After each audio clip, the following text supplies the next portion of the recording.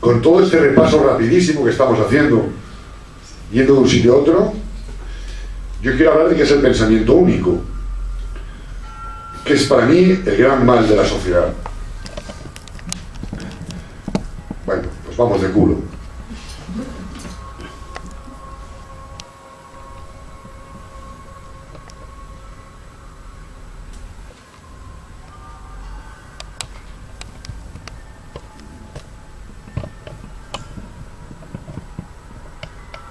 Yo cuando veo esta imagen, cuando estaba montando la presentación, recordaba, porque han pasado 75 años y no ha pasado el tiempo, a Machado cuando decía: la España de charango y pandereta, cerrado y sacristía, de espíritu burlón y de alma quieta, devota de frascura y de María, ha de tener su mármol y su día, su infalible mañana y su poeta.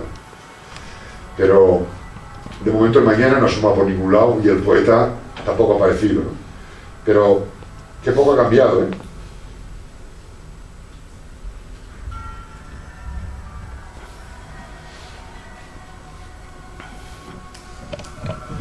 Yo tengo una hija de 11 años que va a la escuela pública porque he querido que vaya a la escuela pública, igual que voy a la sanidad pública porque quiero ir a la sanidad pública, porque creo en un Estado donde la educación y la sanidad tienen que ser básicas y universales.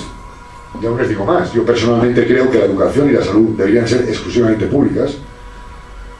Mi hija va a sexto de primaria y el año que viene pasará a primero de la ESO, lo que antes era séptimo de primaria, y por una ley que no entiendo, con solo 12 añitos, no, aún no los habrá cumplido, le tocará ir a un instituto, que la veo tan tierna para ir a un instituto, pues muy cerca del instituto donde le tocará ir, solo a 200 kilómetros, en mi tierra natal, en Valencia. El jefe superior de policía considera a los chavales enemigos. Entonces yo también soy enemigo. Soy enemigo de una policía que apalea a chavales de 14 y 15 años que están defendiendo el derecho a tener calefacción en una comunidad que ha sido saqueada por sus gobernantes. Hablamos de pensamiento único.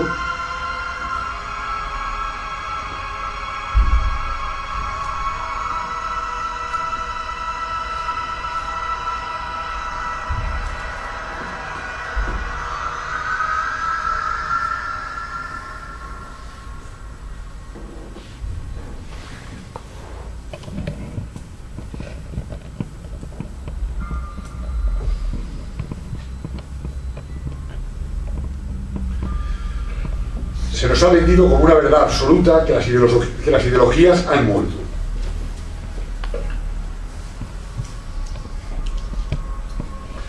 La globalización económica ha sido siempre un objetivo del capital y la penetración cultural ha jugado una baza poco menos que definitiva.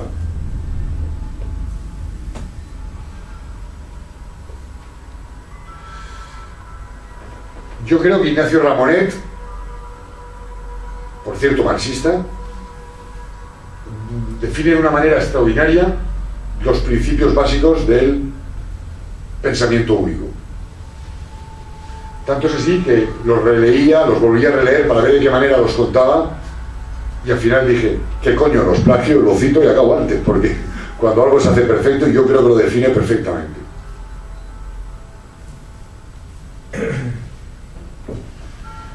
El mercado, cuya mano invisible corrige las asperezas y definiciones del capitalismo,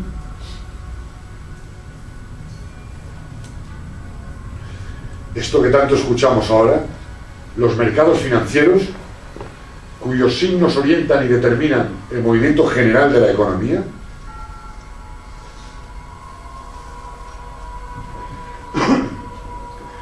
el libre intercambio sin límites, factor de desarrollo ininterrumpido del comercio, la mundialización tanto de la producción manufacturera como de los flujos financieros,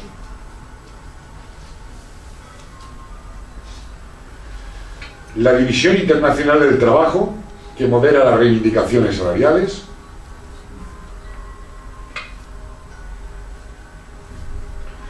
la moneda fuerte como factor de estabilización, Recuerden que antes les hablaba de que todo valor tiene su contravalor, como factor fuerte de estabilización o de desestabilización cuando les interesa a los propios mercados. La desreglamentación o desregulación de la economía, las privatizaciones, la liberalización económica en general y la indiferencia con respecto al coste ecológico.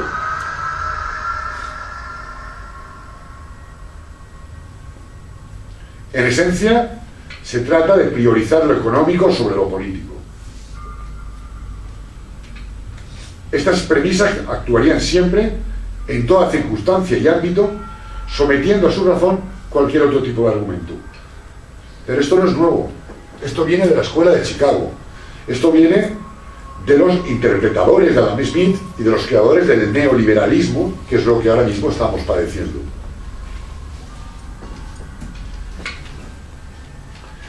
Todo esto conlleva el sometimiento del poder real al poder económico, con la consiguiente pérdida del control por parte de los estados.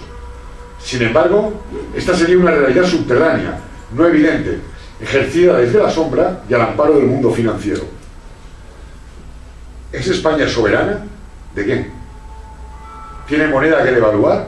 ¿Puede tomar decisiones sobre su propia economía? ¿Alguien con un mínimo coeficiente intelectual, por poca preparación intelectual que tenga, puede creer que en este país el gobierno, el ministro de Economía, el presidente del gobierno, puede decidir la intervención o no de la política financiera?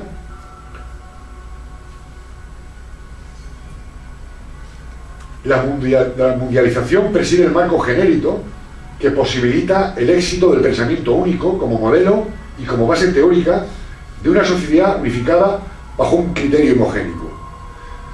¿Necesitaba Estados Unidos la competencia al otro lado del planeta? Necesitaba un Estado global. Ese Estado europeo que nos hemos inventado y que no existe ha sido la base para un criterio hegemónico que difunde ese pensamiento único.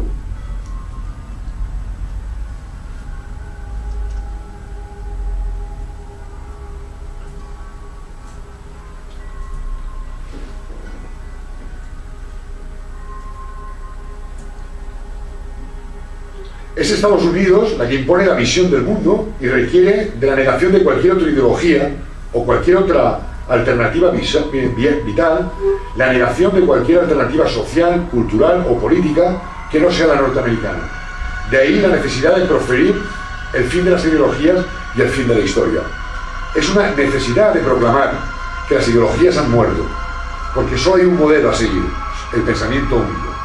Si solo hay un modelo, el modelo norteamericano, y solo hay unos valores, los valores de la sociedad norteamericana. El desprecio es evidente por la dignidad y por el bienestar del ser humano, y además el pensamiento único promueve la idea de que el entorno social liberal se basa en la democracia y de que solo hay un tipo de democracia.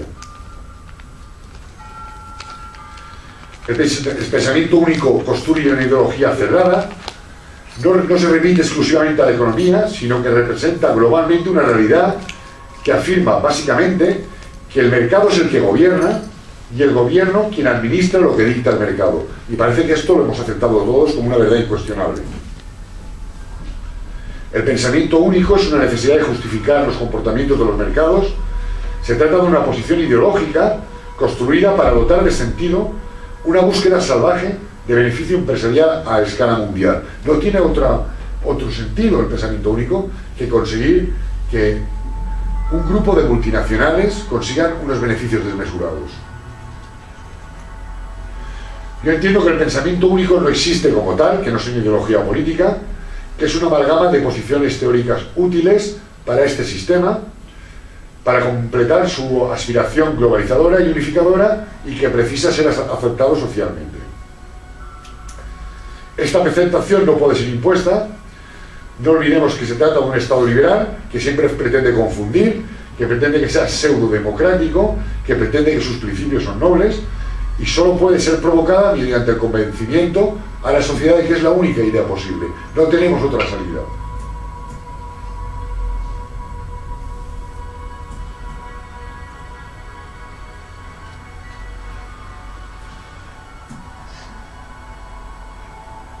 Ha puesto en marcha todos sus mecanismos de convencimiento de la sociedad. Tienen internet, tienen la propiedad de todos los medios de comunicación,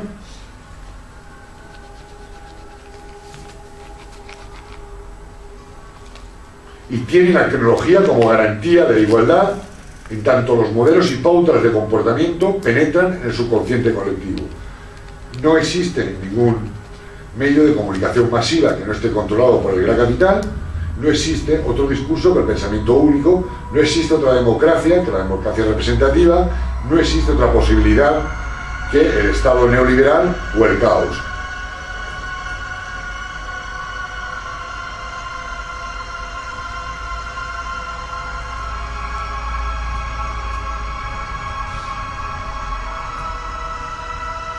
La propiedad de los medios privados pertenece a grupos empresariales que ya ni siquiera tienen líneas editoriales básicamente diferentes y hacen propaganda con su propia estructura mediática.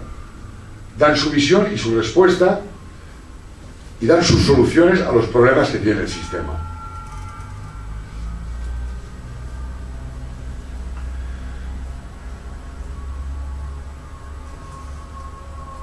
Yo creo que Mario Vargas Llosa, es un exponente clarísimo de lo que quiere ilustrar.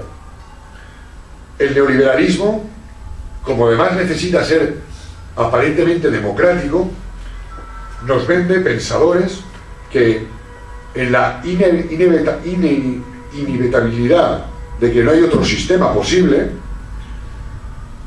tratan de ofrecer alternativas maquilladoras a los problemas que tiene el sistema, pero siempre dentro del propio sistema.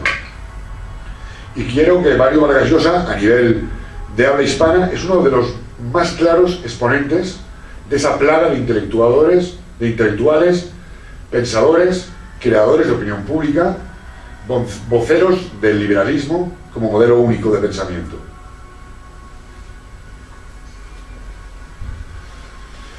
Bueno, con estos medios de comunicación, con solo una forma de informar, que son la línea editorial de estos medios de comunicación, con una industria de la comunicación destinada al entretenimiento, a los programas como Sálvame, Corazón, Corazón, es decir, al pueblo pan y circo, con un pueblo que solo se acerca a internet para tuitear o para buscar pornografía, con un pueblo que no lee.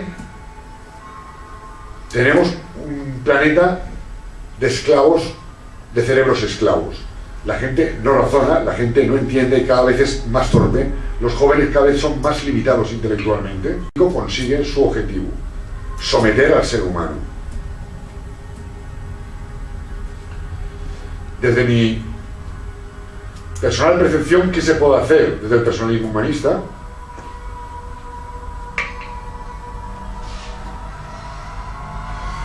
Lo más complicado es definir unos parámetros que sean consecuentes con la realidad actual.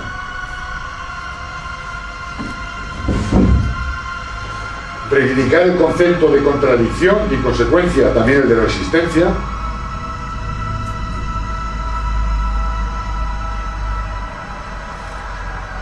Creo que es una obviedad decir que no hay diferencias en los programas de los partidos políticos. Tampoco hay ciudadanos que lean los programas de los partidos políticos. No creo que haya nadie que lea el programa del partido político. Y los políticos pueden decir la estupidez que sea, por grande que sea, que el ciudadano no la va a detectar. Puede decir, Gregorio Pérez Barba, que se presenta como un intelectual, padre de la Constitución, soy socialista a fuer de liberal, que intelectualmente es lo mismo que decir soy socialista a fuer de filatélico. Y además no hay ninguna alternativa con un mínimo de posibilidad real de hacer frente a este sistema.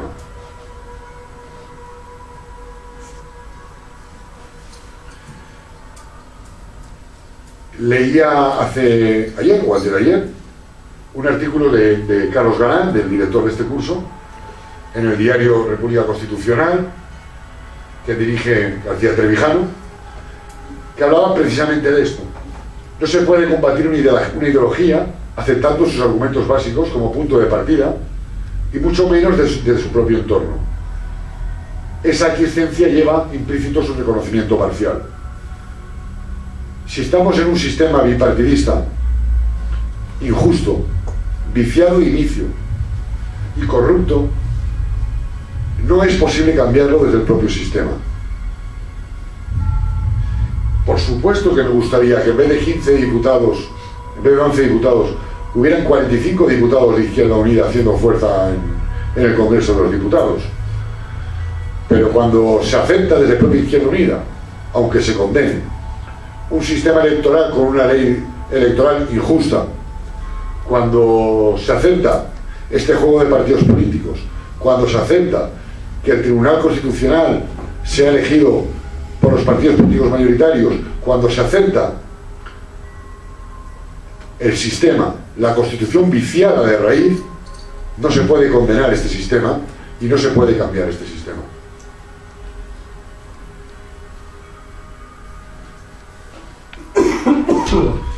Yo digo que no estamos ante una crisis coyuntural del sistema financiero, sino ante el fracaso del modelo económico capitalista, como ha fracasado el comunista. Y les pongo un ejemplo. Es que llevamos muchos años diciendo que el modelo comunista ha fracasado. Pero coño, y perdonen la expresión, es que el modelo único económico que está funcionando, el único es China.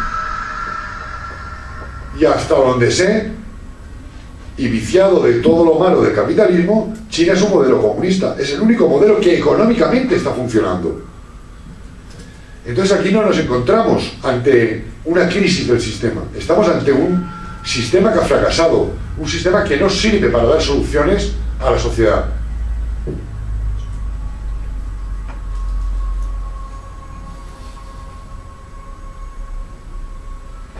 El neoliberalismo ya intentó sacar al sistema de su crisis en los años 70, cuando la crisis de la superproducción, y lo que hizo fue poner parches.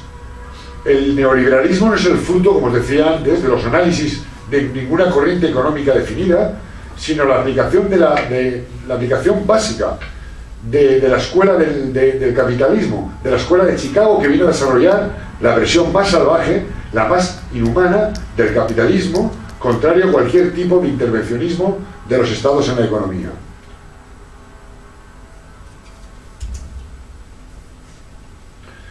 Diferenciar entre neoliberalismo y capitalismo es mentira, es absurdo e intelectualmente es una estupidez. Y esto hay que condenarlo. Porque lo que se están haciendo continuamente los voceros del sistema es que una cosa es el capitalismo y otra cosa es el neoliberalismo. No es cierto, no es cierto. Es la misma cosa.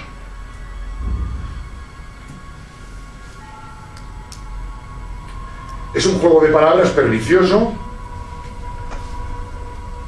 un juego de palabras a los que tan acostumbrados nos tienen los socialdemócratas o socialistas democráticos, de condenar el neoliberalismo salvaje como si fuera algo ajeno al capitalismo, sin embargo, siendo ellos parte del propio sistema neoliberal y capitalista. Es decir, este juego que hace, por ejemplo, en la política actual Alfredo Pérez Rubalcaba, o que hacía Carmen Chacón en su aspiración a la Secretaría General del Partido Socialista, es tan absurdo. O sea, ¿hay alguna de las medidas económicas, macroeconómicas, que tome el Partido Popular que no las hubiera tomado también el Partido Socialista? ¿Hay alguna línea que defienda, que separe lo que es el pensamiento ideológico de los dos grupos mayoritarios? ¿Hay alguno de los dos que tenga el pensamiento, la gallardía, la valentía, la capacidad, la voluntad de plantarse ante Angela Merkel o ante Sarkozy? Si son lo mismo, son lo mismo. Vamos a dejarnos de maquillajes en el lenguaje. No existe neoliberalismo y capitalismo salvaje. No existe, es todo lo mismo. No hay diferenciación, es todo lo mismo. El actual arquetipo neoliberal ha fracasado y cualquier medida que se adopte no pasará de ser tratamiento superficial de una herida tan profunda que no va a responder a terapias paliativas. La estructura económica capitalista, heredera de la tesis desarrollada por Adam Smith en su teoría de los sentimientos morales, está clínicamente muerta. No solo afecta a una parte del organismo, sino que tiene metástasis y va a destruir todo el sistema.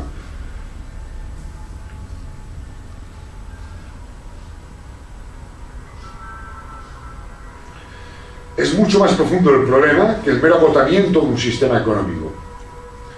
Lo que ha naufragado es el propio sistema político del liberalismo.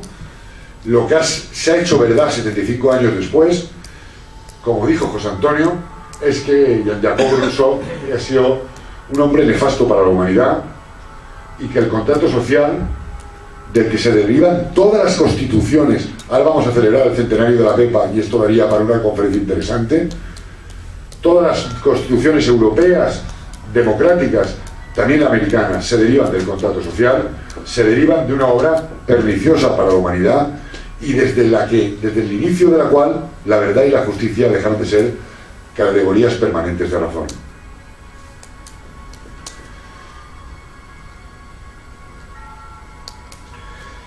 El actual sistema, el neoliberalismo, es el que consagra la propiedad privada de los medios de producción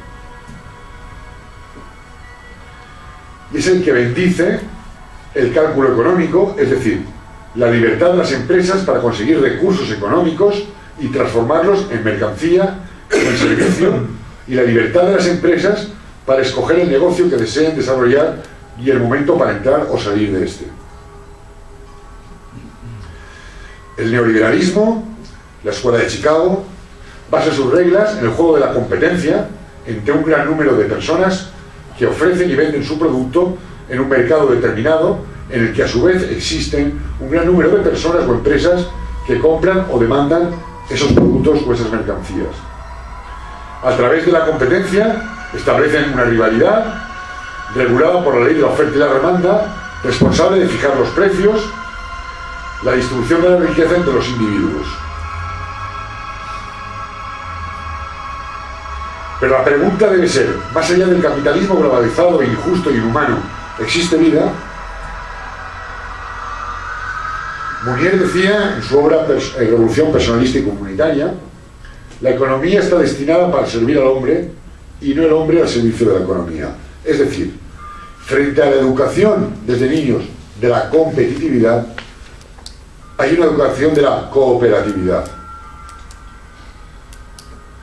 Una alternativa de economía personalista debe basarse en el ser humano como eje único del sistema, una administración, producción y reparto de la riqueza en el que el núcleo central sea el trabajo del hombre y la sociedad y no el capital y los accionistas.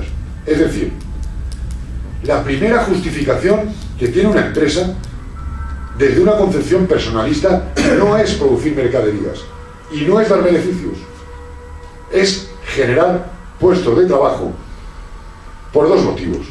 Uno, por satisfacer la necesidad económica que necesita el ser humano para vivir, y dos, por la necesidad de realización que tiene el ser humano en el trabajo. Y aquí esta coletilla no tiene nada que ver con el Opus Dei, con el camino y con el Cristo que pasa cuando hablan de la santificación del trabajo. La principal función de una empresa es producir los suficientes beneficios para que un ser humano gane un jornal, y la segunda, para que un ser humano se realice como ser humano.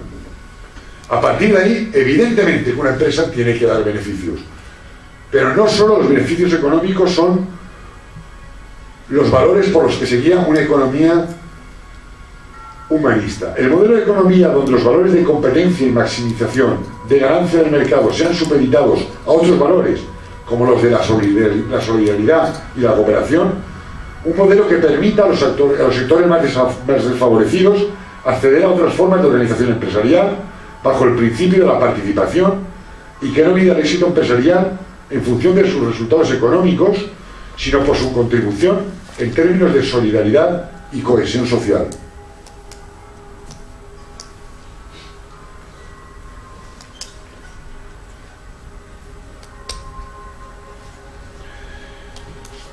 Ya en 1944, Polanyi decía en su obra La gran transformación, crítica del liberalismo económico, que la propiedad privada es legítima si se entiende como la relación del hombre con sus entornos natural y social y del intercambio necesario para proveerle de los medios para satisfacer sus necesidades.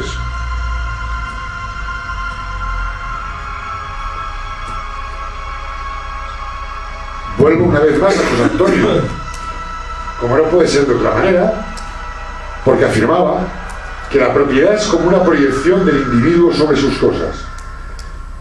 En tanto es propietario en cuanto puede tener esas cosas, usarlas, gozarlas, cambiarlas.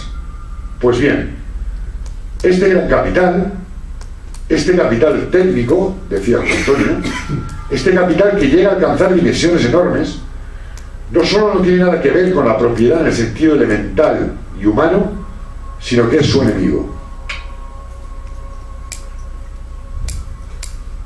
Y vuelvo a Mounier. Definía la propiedad privada como: el propietario está poseído por sus bienes, vive más pendiente de su protección que de su posesión. Lo más característico de esta propiedad es que hace recaer toda su atención no en el uso de lo propio, sino en la posibilidad jurídica de poder privar a otros de su disfrute. Me explico. Entiendo como propiedad privada legítima aquella que el hombre puede disfrutar: su propia casa, su segunda residencia, si tiene un barquito para irse a pescar. Pero el concepto de la propiedad privada en el neoliberalismo, en el liberalismo, en el capitalismo, al final es poseer todo aquello que el otro no puede poseer. No se puede, desde un punto de vista personalista y humanista, aceptar la propiedad privada de los medios de producción. El ser humano es el único legítimo propietario de los medios de producción. Y habría que hablar de fórmulas intermedias para llegar a esta transformación. Pero el ser humano ha nacido para ser propietario de sus medios de producción.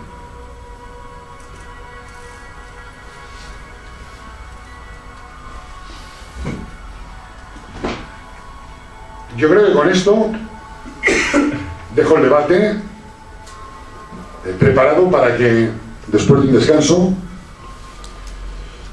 hablemos, comentemos lo que a ustedes les parezca. Yo había pensado que una buena posibilidad sería aprovechar el tiempo para que ustedes personalmente, o en un par de grupos, o 5 o 7 grupos, jugaran 3 aspectos para mí fundamentales de toda la conferencia, de todo lo que he intentado definir como valores tradicionales, personalismo humanista y capacidad de transformación. Una es si existe o no una capacidad para transformar la actual realidad y desde qué perspectiva.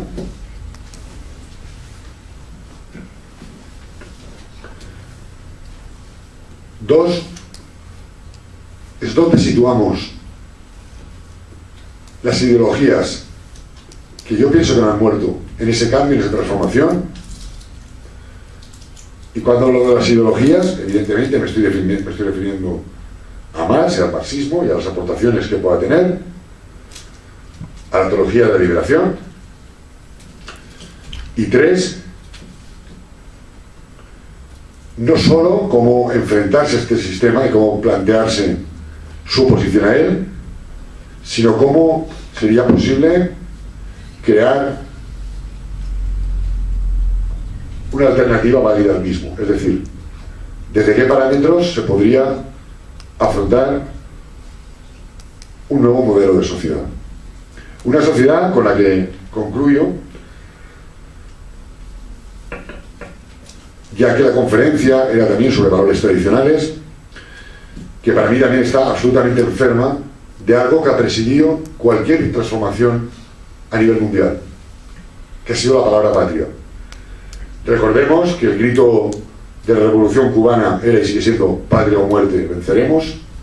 La sandinista era patria libre o morir. Y en España tenemos un grave problema, que no tenemos patria. Y no es un problema solo de ahora. Yo creo que España es una tremenda entelequia. Es un problema que desde que ya Joaquín Costa intentó resolver en su momento, pero aquí nos sentimos españoles cuando ganamos el título de la Copa del Mundo, pero España está muy mal construida. En la unión de Fernando e Isabel, yo como valenciano, como español valenciano que piensa en valenciano, siente valenciano y habla en valenciano, y tengo la suerte, que a lo mejor no tienen ustedes como españoles, que es tener además otra lengua, que es el valenciano. Creo que España se construyó, desgraciadamente, más con Castilla que con Aragón, que se nos impuso más Isabel de Fernando, pero que España no supo ser las Españas que debían haber sido. Con todo, España ha perdido, yo creo que todo valor. En cuanto a concepción de valor en el ciudadano, difícilmente, si de verdad analizáramos en la gente cuáles son sus valores, uno entendería el valor de patria, el valor de español, y si no se tiene, a pesar de que yo me he proclamado, y lo soy, internacionalista, mundialista, creo que mis pensamientos son globales y sirven para todo el mundo, debo tener un concepto de lo que es mi patria, de lo que es mi nación, que tiene que motivar toda actuación política, y sin la cual es muy difícil tener nada que te empuje a plantar cara a la sociedad. Yo creo que en valenciano hay un refrán que dice, y lo digo en valenciano, quien no le sembra son pare y que no defea a sa mare es un porc. Quien no se parece a su padre y quien no defiende a su madre es un cerdo.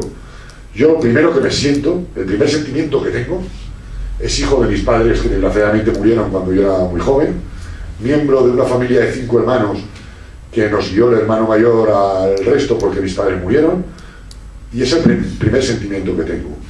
El segundo sentimiento es que me siento muy de Buñol, del pueblo de la Tomatina, porque es el pueblo que he nacido. Y si no tuviera sentimiento de Buñol, no me sentiría valenciano. Es que yo soy de Buñol, pero no en el sentido de que mi campanario es el campanario más alto de todos, sino que me encanta mi tierra, a pesar de conocer pueblos mucho más bonitos, y cuando, después de mucho tiempo, de lejos veo los montes de Buñol, se me pone la carne de gallina. Y soy valenciano por los 4 costados, y canto el himno a Valencia, y parle valencià, y no acepto que digan que el valenciano es un dialecto del catalán. Y como valenciano me siento absolutamente español. Es un sentimiento piramidal, porque me lo han inculcado desde niño, porque si en las escuelas valencianas se enseñara la verdadera historia, habría terroristas valencianos mucho más que vayan en las icastolas, porque en el País Vasco se le inventó una historia que no existe, que existe hace 100 años y que se la inventó Sabino Arana. Pero yo les podría hablar a ustedes de que los valencianos, con todo lo que les he dicho, que me siento tan español como ustedes, pero más privilegiado, porque además tengo otro idioma que es patrimonio de España.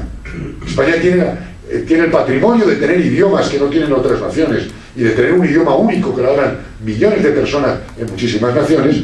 Yo soy español por la fuerza de las armas, porque el primer rey Borbón, llamado Felipe d'Anjou, que era un asesino, nos hizo españoles por la fuerza de las armas, porque en la batalla de Almansa, junto con los afrancesados, nos mataron, nos aniquilaron, quemaron la ciudad de Játiva, donde todavía el rey preside el salón de plenos boca abajo, no el rey Juan Carlos, sino el primer Borbón, Felipe d'Anjou, y dijo, por mi justo decreto de conquista, declaro abolido derechos, costumbres, moneda, ejército, uso, lengua y leyes de los valencianos. Como todavía existen las ordenanzas militares de Carlos III, que dicen que no podrán entrar en el ejército gitanos, valencianos, murcianos y demás gentes de malvivir. Es decir, si enseñaran a los niños desde los 6 años en los colegios por qué me he hecho español y qué nos han hecho los españoles, les aseguro que tendríamos adversarios en la calle. Y esa es la historia de verdad de España, no la de hace 100 años. Esa historia te la han de enseñar desde niño. Yo tengo un sentimiento de españolidad porque entonces lo mamé, y ahora no se mama. Ahora nadie tiene ese sentimiento de españolidad. Es muy difícil, sin ese sentimiento de patria, tener un sentimiento de por qué estaría dispuesto a dar mi vida, por qué lucharía, por qué transformar la sociedad. Cuando uno no tiene... Yo digo que es muy importante tener pueblo, que me da mucha pena la gente que no tiene pueblo. Hay poca, pero hay gente en Valencia, en Madrid, que ya todas sus generaciones son de allí. Es muy triste no tener pueblo, ¿no? Volver al pueblo hasta en Cuéntame, ¿no? La serie Cuéntame, cuando vuelven al pueblo, vuelves a tus orígenes. El pueblo es la familia, es el pueblo, son tus raíces. Es lo que piramidalmente te enseña a ser español, ¿no? Utilizando otra frase también de José Antonio, amamos a España porque no nos gusta pero la entendemos. Desgraciadamente España yo creo que está por construir, y uno de los problemas importantes es que somos un país que no tiene patria. Muchas gracias, nos tomamos un receso y después hablamos. Muy bien.